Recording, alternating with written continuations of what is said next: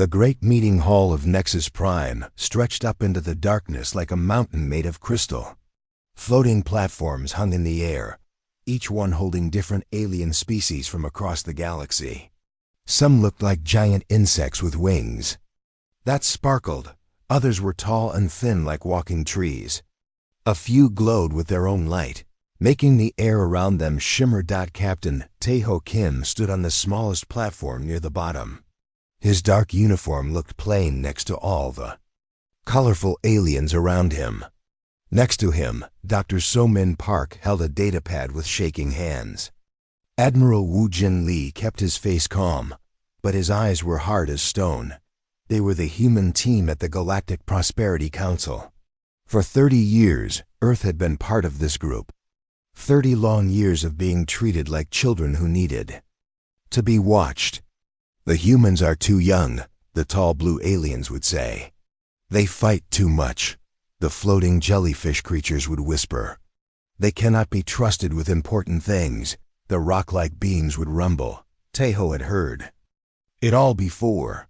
Every meeting was the same. The other species would talk about humans like they were not even there. They would make decisions about human worlds without asking humans what they thought.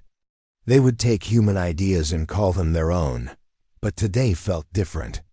Today felt worse. High. Counselor Vexmar rose from his golden platform high above. He was from the Vorthek Empire, a species that looked like giant lizards with too many arms. His voice boomed through the hall like thunder. "My fellow council members," Vexmar began, his forked tongue flicking out as he spoke. "We gather today to discuss a serious problem. The human species continues to cause trouble across the galaxy." Taeho felt his jaw tighten. What trouble? Humans had followed every rule. They had shared their technology freely. They had helped other species solve problems that had lasted for thousands of years. They fight wars on their own worlds, Vexmar continued. They argue among themselves. They cannot even agree on simple things. How can we trust them to make good choices for themselves? Dr. So-Min Park whispered to Taeho, "This is not right. We have not fought a war in 20 years. Our world is more peaceful now than ever before." But Vexmar was not done. His yellow eyes swept across the hall, looking at each platform. "The humans have shown us they cannot control themselves. They need guidance. They need someone wiser to help them make the right choices." A cold feeling spread through Taeho's chest. He knew where this was going. Therefore, Vexmar announced, "I propose the Civilization Guidance Protocol. From this day forward, all human decisions must be approved by this council. All human technology must be shared with us before humans can use it. All human colonies must have council supervisors to make sure humans behave properly." The hall erupted in noise. Some aliens clicked their approval. Others buzzed with excitement. A few made sounds like singing, which meant they agreed. Taeho looked around the hall. These were species that humans had helped. The Altarians, who looked like walking flowers, had been dying from a plague until human doctors found a cure. The Zephyrians, with their bird-like faces, had been unable to grow food on their dry worlds until human farmers taught them new ways.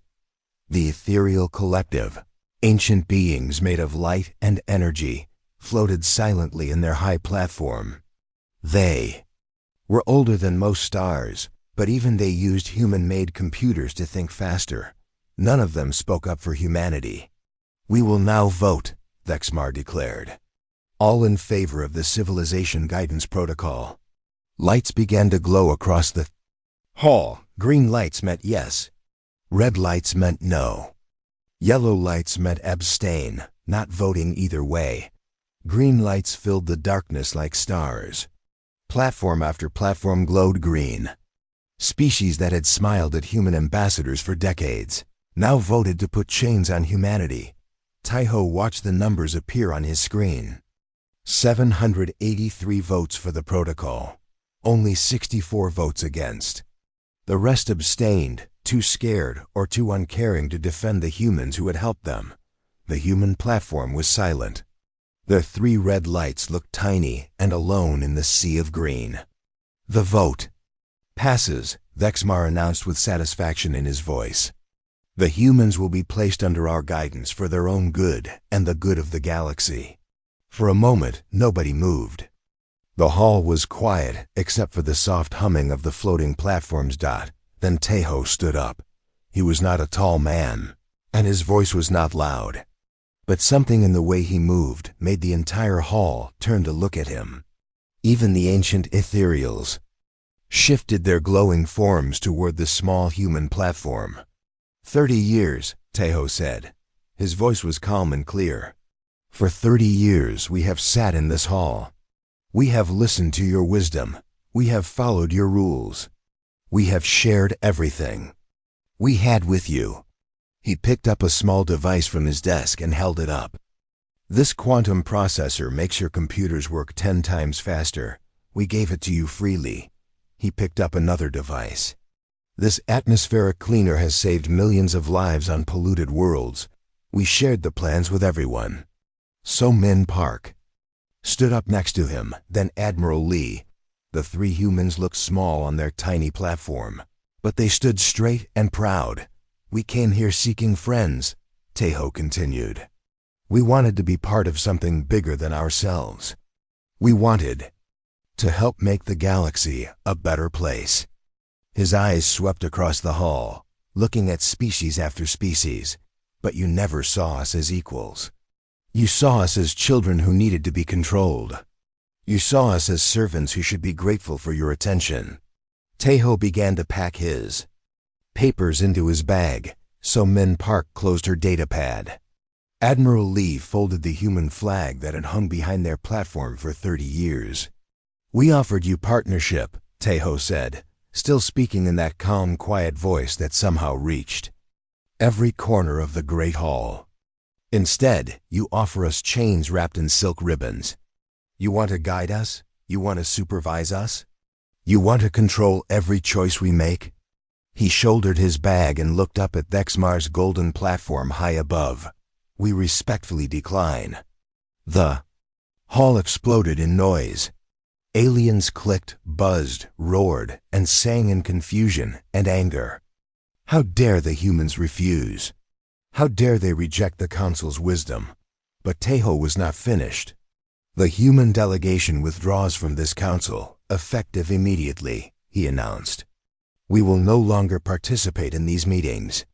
We will no longer follow council decisions. We will no longer share our technology or our knowledge." He paused, and in that pause, the hall fell silent again. "We are going home." Vexmar's voice boomed from above. "You cannot leave. No species has ever left the council. It is not allowed." Tejo looked up at him one last time. "You just voted that we cannot make our own decisions. But this is our decision to make. We choose to leave." The 3 humans walked toward the exit of their platform. Behind them, the hall erupted in chaos again. Some aliens demanded they stay. Others called them fools. A few tried to threaten them, but the humans did not look back. As they reached the transport that would take them away from the Crystal Spire forever. So Min Park whispered, "Do you think we did the right thing?" Tejo looked back at the Great Hall one last time. Through the crystal walls, he could see the aliens still arguing and shouting on their floating platforms. "We offered them everything," he said quietly. "And they decided it was not enough. They wanted to own us too." Admiral Lee nodded grimly. "Let them learn what they have lost." The transport door closed behind them with a soft hiss. For the first time in 50,000 years, a species had voluntarily walked away from the Galactic Prosperity Council. In the Great Hall, the arguing continued long into the night. But nobody noticed the small warning lights that had begun to flash on computer screens across the galaxy. Nobody paid attention to the systems that had started to fail. The humans were going home, and they were taking their gifts with them. The message reached every human outpost in the galaxy at the same time. It was short and simple. Pack light. We're going home. Engineer Han-Ul Choi stood in the control room of Research Station Kepler, watching the stars through the massive window. The station orbited a beautiful blue planet where humans and aliens had worked together for 15 years. Today, all of that would end. "Are you sure about this?" asked Dr. Vextel, one of the insect-like Altarians who had become Han-Ul's friend over the years. His forearms moved nervously as he spoke. "Surely the Council will change their minds. They need human technology." Han-Ul looked at the evacuation schedule on her screen. 50,000 humans worked on this station alone. They had built amazing things here, machines that could clean poisoned air, computers that thought like living beings, medicines that could heal any wound. "The Council made their choice," Han-Ul said sadly. "They want to control us, not work with us, so we're leaving." She touched a button on her control panel. All around the station, human workers began to shut down their experiments. They packed their personal things into small bags. Everything else, all the wonderful technology they had created, was coming with them. Dr. Vextal watched in growing alarm as the humans dismantled their quantum computers. "But those machines run half the station's systems. Without them, we cannot." "You cannot what?" Han-Ul asked gently. "You cannot think for yourselves. You cannot solve problems without human help." The insect alien's compound eyes reflected the flashing lights of the shutting down equipment. For the first time, he seemed to understand what was happening. 3 systems away, Ambassador Ji-Hai Yoon walked through the halls of the Galactic Trade Center. She carried a briefcase full of documents, treaties, agreements, contracts that had taken decades to write. Ambassador Yoon called Trade Master Glyphmer, a blob-like creature who controlled shipping routes across 12 star systems. "Where are you going?" "We have the mineral rights meeting in 1 hour." Ji-Hai stopped and turned to face him. Her smile was polite but cold. "There will be no meeting, Trade Master. As of today, all human trade agreements are canceled." She handed him a formal document. "This notice terminates our mining operations on Asteroid Belt 7, our shipping contracts with the Outer Rim colonies, and our technology licenses for atmospheric processors." Glyphmer's body wobbled in shock. But you cannot do this. The atmospheric processors are the only thing keeping our desert worlds livable. Without them, millions will what?" Ji-Hai asked. "Will have to learn to solve their own problems? Will have to create their own technology?" She continued walking down the hall, leaving behind shocked alien traders and officials. Behind her, she could hear them starting to panic as they realized what they were losing. On the medical station orbiting Zephyr Prime, Dr. Young-Ho Seo packed the last of the human healing compounds into a sealed container. The bird-like Zephyrians had been dying from a genetic disease until humans created a treatment that fixed their DNA. "Dr. Seo, please reconsider," begged Chief Healer Kauthik, her feathers ruffled with worry. "Our children need this medicine. Without it, they will die." Young-Ho felt pain in his heart. He had delivered hundreds of healthy Zephyrian babies over the years, but orders were orders. "I'm sorry," he said softly. "I truly am. But the Council decided humans cannot be trusted to make their own choices, so we choose to leave." He sealed the container and prepared to take it to the transport ship. All the medicine, all the equipment, all the knowledge, everything was going back to human space. Chief Healer Kauthik watched in horror as the human medical team packed up 15 years of life-saving work. "But how will we help our people?" "The same way you did before humans came," Young-Ho replied sadly. "You'll have to figure it out yourselves." Captain Hyen Woo-Song stood on the bridge of the transport ship New Horizon. Through the viewscreen, he could see the largest convoy in galactic history. 50,000 ships of all sizes stretched across space like a metal river. Tiny personal shuttles flew next to massive colony ships. Cargo vessels carried the dismantled remains of human research stations. "Captain," called Lieutenant Min Jun Park from the communication station. "We're receiving angry messages from every major world in this sector. They're demanding we return and continue our work." Haiyan Wu nodded grimly. "What are they offering?" "In return?" Min Jun checked his screen. "The same things as before, sir. Friendship, partnership, a place at the council table. Under their supervision," Haiyan Wu added. "With their permission for everything we do." "No thank you." He opened a channel to the entire convoy. "All ships, this is Captain Song. Prepare for jump to hyperspace. We're going home." The first ships began to disappear in flashes of light as their jump drives activated. One by one, the massive convoy vanished from alien space. On the planet Nexus Prime, the emergency session of the Galactic Council was in chaos. Aliens shouted and argued as reports came in from across the galaxy. "The humans have shut down the quantum communication network," screeched the spider-like representative from Sector 7. "We cannot contact our outer colonies. They've taken all the atmospheric processors from the desert worlds," bubbled the water creature from the Aquatic Alliance. "Our people will suffocate. The faster-than-light navigation computers are gone," roared the rock being from the Mining Guild. "Our ships cannot find their way through hyperspace."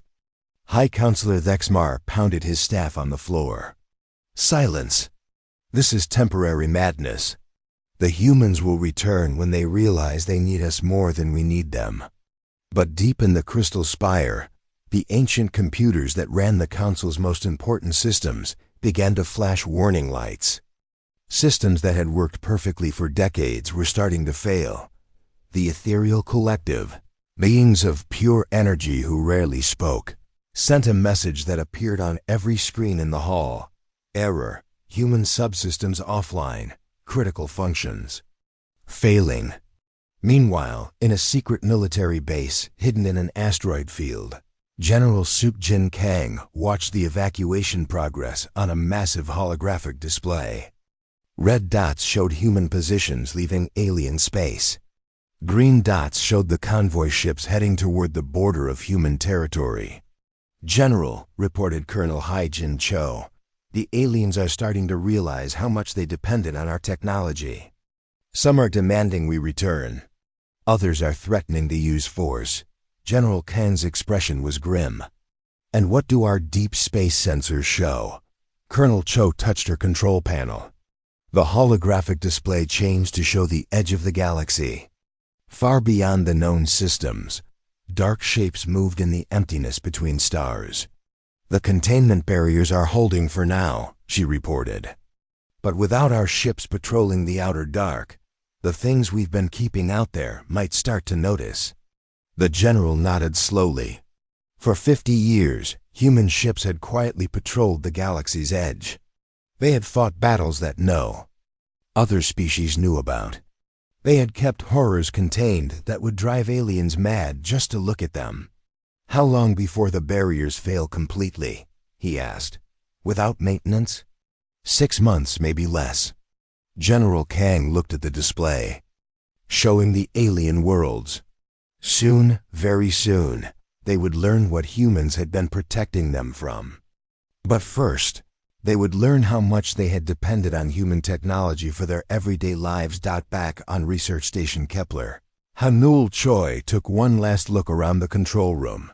Dr. Vextel stood nearby, his forearms hanging limply at his sides. "I still do not understand," the insect alien said quietly. "We were friends. We worked together. We built amazing things." Hanul picked up her bag and walked toward the exit. "Yes, we were friends. But friendship means treating each other as equals. The council wanted to treat us like children who needed to be watched." She paused at the doorway. "You have brilliant minds, Dr. Vextel. You solved problems for millions of years before humans came along. You can do it again." As the last human transport left the station, the lights began to dim. Computer screens went dark one by one. The air recycling systems slowed down. The gravity generators started to fluctuate. Dr.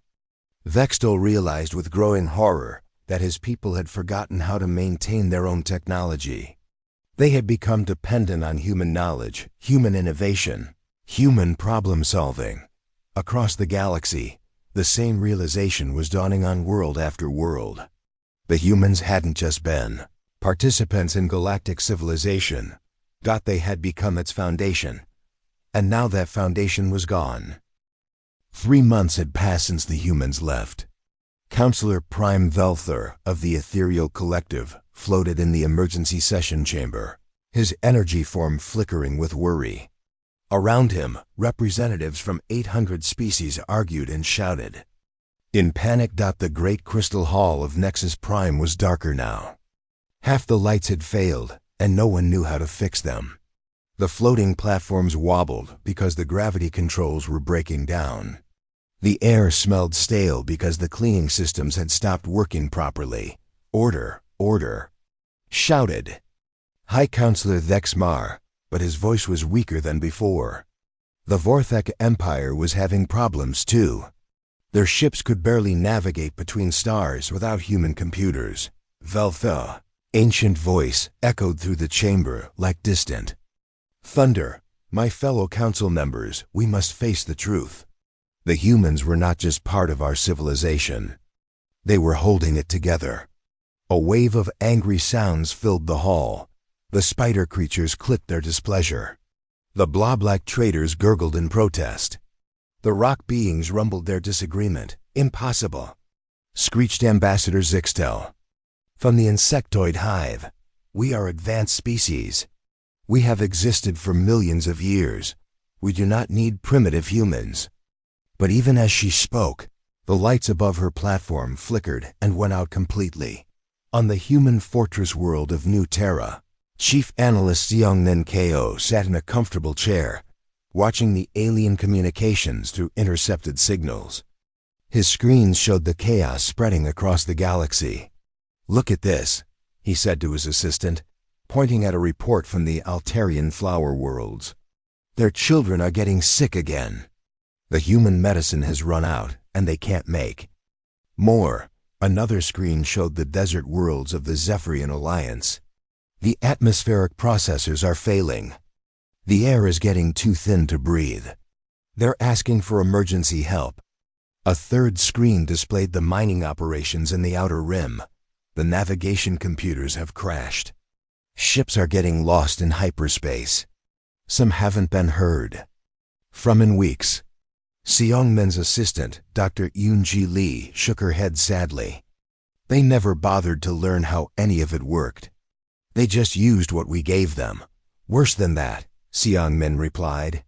They became completely dependent on us. Look at this report from the Ethereal Collective. The screen showed a long list of failing systems. Communication networks were going dark across entire sectors. Medical facilities couldn't treat diseases that had been curable for 30 years. Food production was dropping as enhanced crops failed without human design. Nutrients. Dr. Yoon-ji Lee pulled up another file. The economic reports are even worse. The Galactic Trade Union is collapsing. Nobody can ship goods without our navigation systems. The Stellar Bank can't process transactions without our quantum encryption. Through the reinforced windows of the command center, they could see human ships in orbit around New Terra, sleek destroyers and massive battleships that no alien had ever seen before. The humans had been building these ships in secret for decades, preparing for a day they hoped would never come. Sir, reported Communications Officer Jinho Park, we're receiving over 10,000 requests for help every hour. They're offering everything. Technology, territory, entire star systems, just to get us back. Seongmin Ko stood up and walked to the main display screen. It showed a map of the galaxy with red warning lights spreading like an infection. Patch me through to all human colonies, he ordered. When the connection was ready, Seongmin addressed the scattered human settlements across their new territory.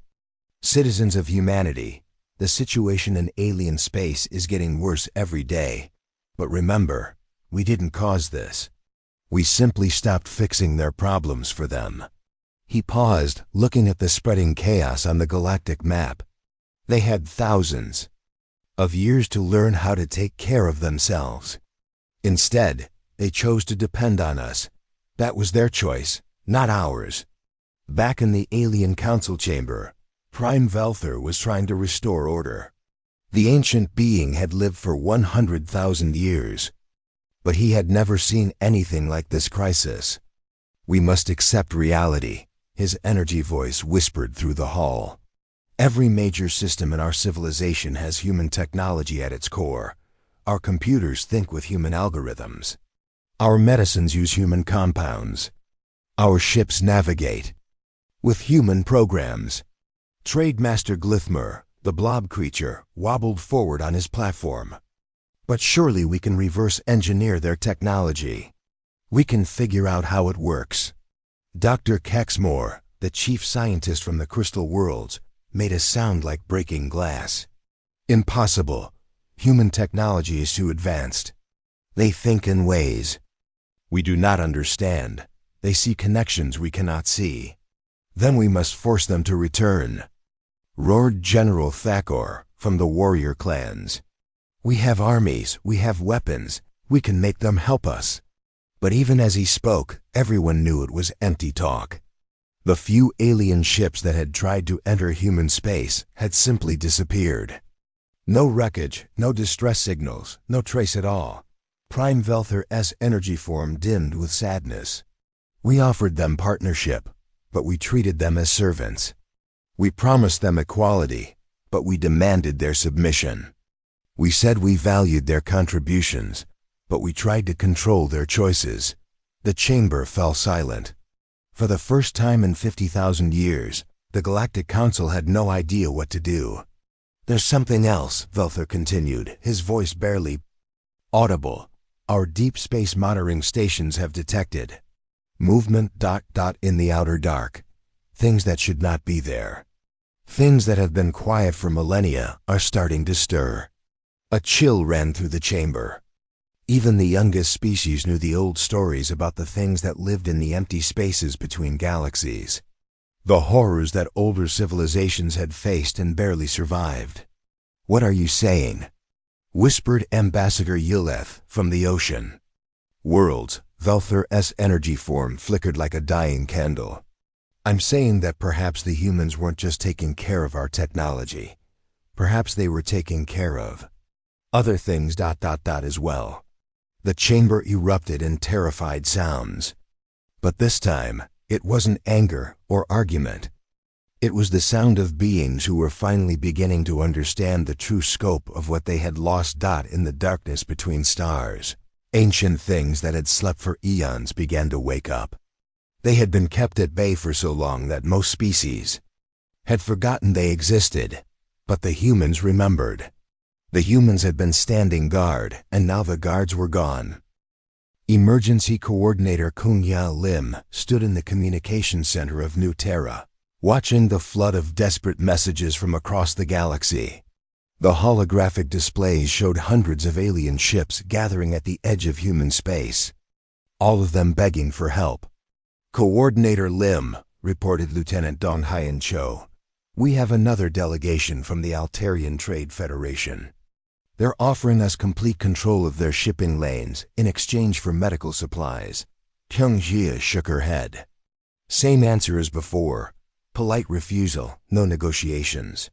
Another officer called out, "The Zephyrian Alliance is offering us 3 entire star systems if we'll just restart their atmospheric processors."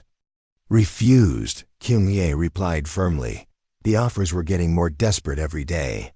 Alien species that had looked down on humans for decades were now offering everything they had. But the human government had made its decision. No help would be given until the aliens learned to treat humanity as equals, not as servants to be controlled. "Ma'am," said Communications Officer Sujin Kim, "we're receiving a priority transmission from the Vorthic Empire." High Counselor Thexmar is requesting to speak directly with our leadership. Kung Jail allowed herself a small smile. The same alien who had proposed putting humans under guidance was now begging for human help. Tell him the same thing we've told everyone else. We are no longer part of the Galactic Council. We owe them nothing. But even as she spoke, warning alarms began to sound throughout the command center. Lieutenant Cho looked up from his sensor display with worry on his face. Coordinator, we have a problem. Long-range sensors are detecting a large military fleet approaching our border. It's massive. The main display screen shifted to show space near the edge of human territory. Hundreds of alien warships were moving in formation. Vorthic dreadnoughts, insectoid attack swarms, Crystal World battlecruisers. It was the largest military force assembled in galactic history. They're not here to negotiate, Qingjia realized. They're planning to force us back. She opened a channel to Admiral Wu Jin Li, who was commanding the human defense fleet. Admiral, we have incoming hostiles, large numbers. Admiral Li's calm voice came through the speakers. We see them, Coordinator. Don't worry, we've been preparing for this. At the border of human space, Admiral Wu Jin Li stood on the bridge of the human dreadnought Determination. The ship was like nothing the aliens had ever seen, sleek, black, and bristling with weapons that shouldn't have been possible with known technology. Sir, reported Captain Jamin Park, the alien fleet is requesting our surrender. High Counselor Thexmar is demanding that we return to Council space immediately. Admiral Li looked at the tactical display. 847 alien ships against his single dreadnought. To anyone watching, it should have been a massacre. Open a channel to the alien fleet, Admiral Li ordered. When the connection was established, Thexmar's angry voice filled the bridge. Admiral Li, you will return to Council space immediately. This rebellion ends now. Admiral Li's response was calm and quiet. High Counselor, you have entered human space without permission. You have threatened human citizens. You have 30 seconds to turn around and leave. Thexmar's roar of laughter echoed through the communication system. 30 seconds? You have one ship. We have nearly 1,000. You will surrender or be destroyed. 15 seconds, Admiral Li replied. The alien fleet began to spread out, preparing to surround the lone human ship. Their weapons powered up, energy readings spiking across the sensor displays. 5 seconds, Admiral Li said. Fire everything. Thexmar screamed. The alien fleet unleashed a barrage of energy weapons that should have vaporized any ship in known space. But the Determination didn't disappear. A shimmering barrier appeared around it, absorbing the massive attack without taking any damage. Impossible. Thexmar gasped. Admiral Li's voice remained perfectly calm. Your turn is over. Now. It's ours. The Determination fired once. The weapon that emerged from the human ship was like nothing in the galaxy's weapons databases. It wasn't energy or projectiles. It was something that bent space itself, creating a wave of distortion that swept through. The alien fleet. Ships simply stopped working. Their engines died. Their weapons went offline. Their life support systems failed. In 4 minutes and 37 seconds, the most powerful military force in galactic history became a collection of drifting hulks. Impossible, Thexmar whispered from his powerless flagship. What kind of weapon is that? The kind we didn't want to use, Admiral Li replied. Your ships are disabled, not destroyed. Your crews are alive. Consider this a warning. Emergency. Power flickered on in some of the alien ships. Thexmar's voice was shaking now. How? How long have you had technology like this? Long enough, Admiral Li said. We offered you partnership. You chose domination. We offered you friendship. You chose control. We offered you our gifts freely. You decided they were your right to. Take. The Admiral's voice grew colder. Now you know why we kept some gifts to ourselves. As rescue ships arrived to tow the disabled alien fleet back to their own space, President Sujin Kang addressed the galaxy from New Terra. Citizens of the galaxy, she began, her image being broadcast to every world that still had working communication systems. Today, your leaders tried to force humanity back into servitude. They failed. She paused, looking directly into the camera. You wanted to guide us because you feared our potential. Now you understand why that fear was justified. We are not the children you thought we were. We are not the servants you tried to make us. The president's expression was sad but firm. We offered friendship. You chose dominance. We offered cooperation. You chose subjugation. We offered our gifts freely. You decided they were your right to control. Her final words sent a chill across the galaxy. We withdraw not just our presence, but our protection. Good luck with what comes next. The transmission ended, leaving billions of aliens staring at dark screens and wondering what the president meant by protection. They wouldn't have to wonder for long. In the deep space monitoring stations that humans had maintained in secret. For decades, alarms were starting to sound. The barriers between dimensions were weakening. The seals on ancient prisons were beginning to crack, and in the darkness between galaxies, things that had been sleeping for millions of years began to stir. Dr. Minho Beek stood in the secure briefing room deep inside New Terra's military complex. The walls were lined with files marked classified and eyes only. For 50 years, he had been humanity's greatest expert on the galaxy's hidden dangers. Today, he was about to reveal secrets that would terrify every living being in known space. Counselors, he addressed the holographic images of alien leaders from across the galaxy. You wanted to know what humanity has been doing in the dark spaces between stars. Now you will learn. The main display screen showed a map of the galaxy, but this wasn't any map the aliens had seen before.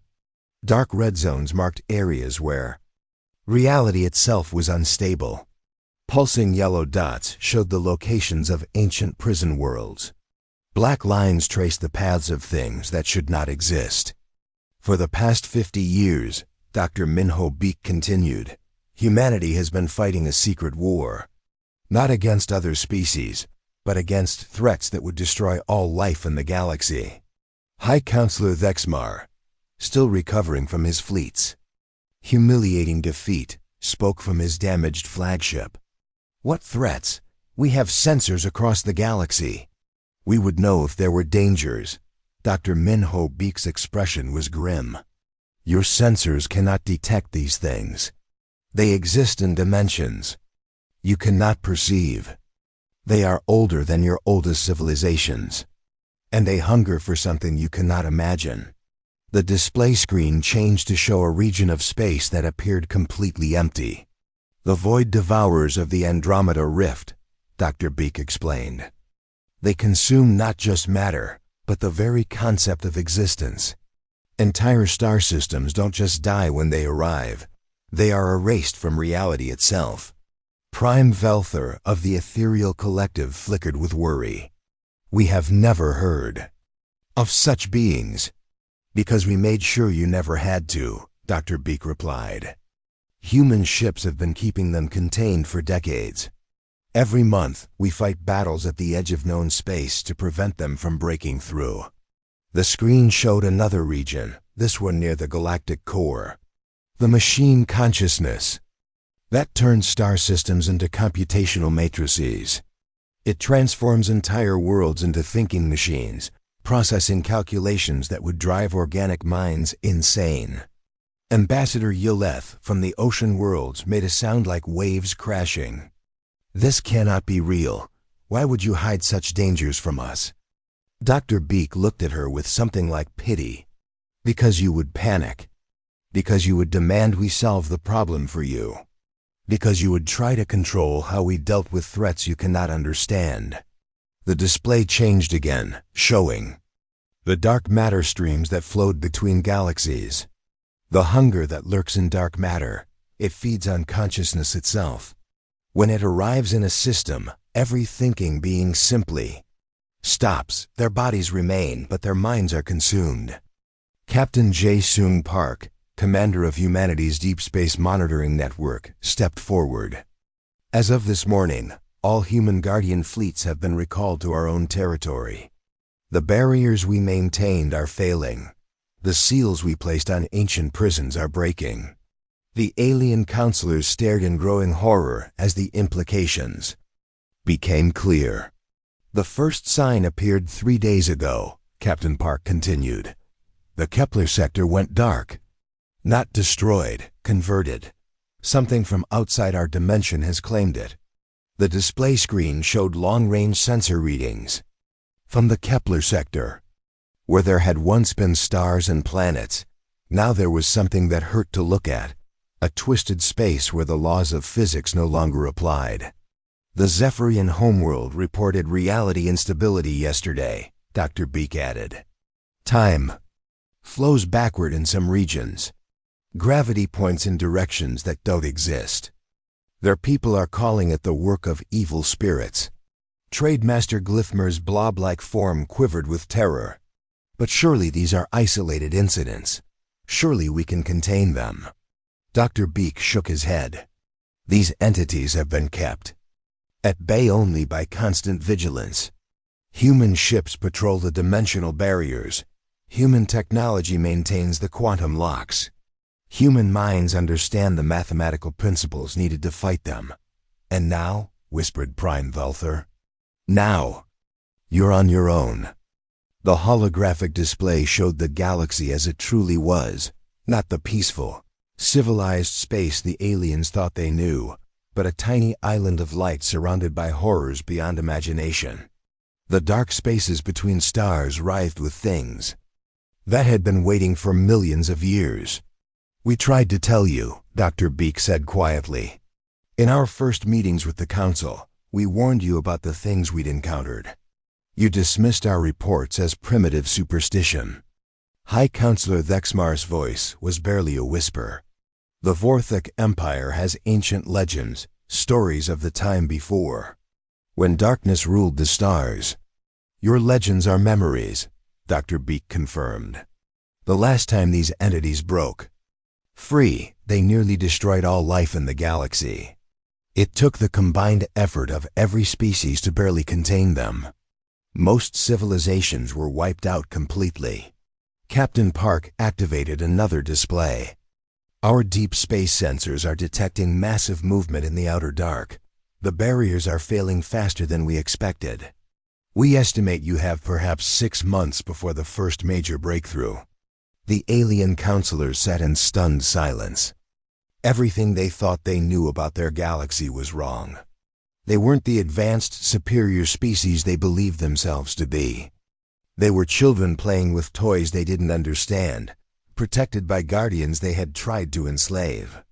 Admiral Wu Jin-Li's voice came through the communication system, transmitted from the Bridge of the Determination. Counselors, we are receiving your final transmission. Every species is begging for humanity's return.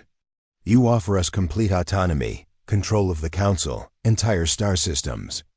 The Admiral paused. But you still don't understand. This isn't about trade or politics or territory. This is about survival. And you chose to make us your enemies instead of your allies. Prime Velther's energy form flickered desperately. Please. Our people are dying. Our worlds are failing. We need your help. Admiral Lee's response was broadcast across the galaxy. You saw us as primitives who needed guidance. You never realized we were your guardians. We kept the real monsters at bay while you slept peacefully in your superiority. The transmission crackled with interference as something vast moved through the space between dimensions. Now you'll learn what we protected you from.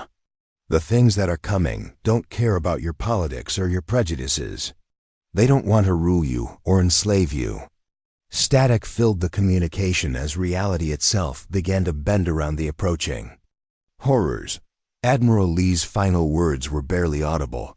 They want to erase you from existence itself. and the only beings in the galaxy who knew how to stop them. You tried to put in chains. The transmission ended, leaving the alien counselors staring at their dark screens.